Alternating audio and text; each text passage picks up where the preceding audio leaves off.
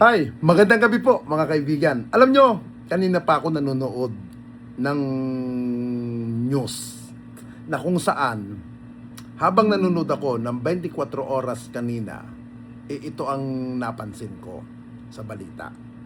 At kung napansin nyo rin yung sinasabi sa balita ng ulat ng 24 oras na kung saan ang pagkakasabi sa 24 oras, bumaba daw di umano si Senator Ronald Bato de la Rosa.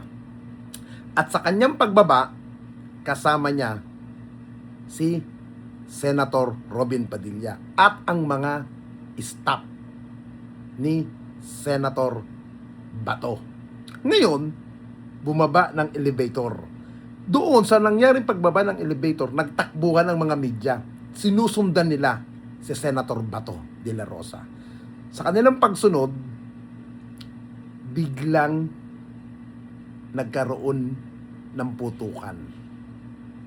Kung napapansin nyo po yan. At take note, napansin ito yung anchorman na nakalimutan ko ang pangalan na kasama ni Mel Chanco na yung lalaki, yung nagbabalit sa resibo. Oo. Ang sabi niya, doon sa reporter na ang pangalan Mark, napansin mo ba yung mga maleta na dala ng staff ni Senator Bato de la Rosa? Yun ang pagkakasabi nung reporter na lalaki.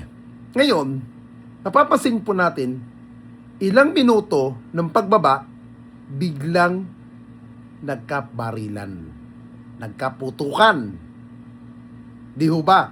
Ngayon, biglang patay-sindi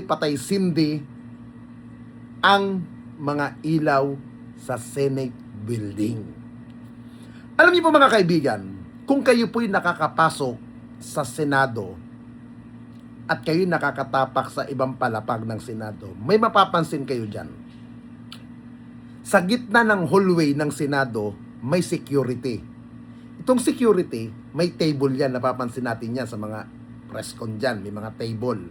Doon, yung computer na nakapatong doon sa mga security, may CCTV monitoring ang security ng Senado.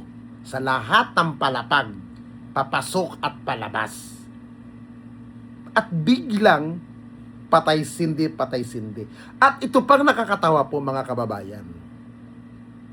Nung nagpuputukan, nakala natin na ang allegation, NBI daw ang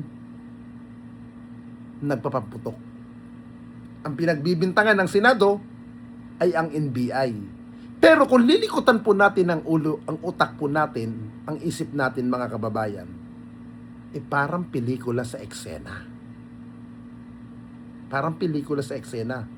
Nagpuputukan, tapos bumalik si Senator Robin Padilla na nakangiti at nag-sign ng okay, nagpuputukan. Bala po yun.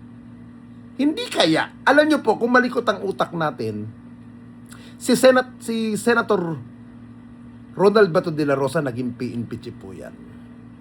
Hindi niya po mararating ang pagka-PNP chief kung mahina po yan sa intelligence. Hindi po yan kukunin ni dating Pangulong Duterte kung tatanga-tanga po si Bato pagdating sa strategy ng intelligence. Sa aking pananaw at sa aking parang paniniwala, sa personal kong paniniwala, yung nangyaring putukan po kanina ay parang isang palabas para maligaw at ang mga tao na kunwari nagkakagulo.